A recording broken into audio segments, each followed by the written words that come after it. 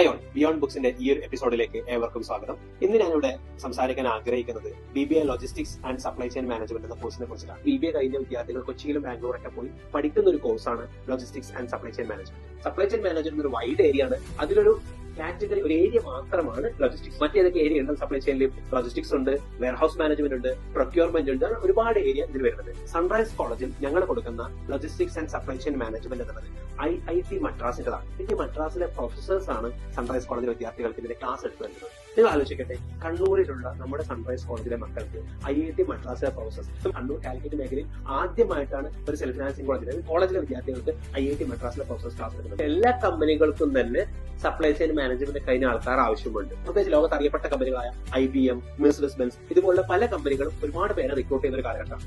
ഇത്രയും ഓപ്പർച്യൂണിറ്റി ഉള്ള ഒരു സാധ്യതയുള്ള കോഴ്സാണ് സപ്ലൈ ചെയിൻ മാനേജ്മെന്റ് പ്രൊഫഷണൽ എന്നുള്ളത്. ഡിഗ്രിയോടൊപ്പം ചെയ്യുകയാണെങ്കിൽ ഡിഗ്രി കഴിയുമ്പോൾ തന്നെ നമുക്ക് പ്ലേസ്ഡ് ആവാൻ പറ്റും. സോ ഇതിനെക്കുറിച്ചുള്ള ഡീറ്റെയിൽ ആയിട്ട് കാര്യങ്ങൾ മനസ്സിലായെന്ന് വിചാരിക്കുന്നു. ഇനിയും സംശയമുണ്ടെങ്കിൽ എന്നെ വിളിക്കാം. താഴെ നമ്പർ കൊടുത്തിട്ടുണ്ട്. Thank you so much.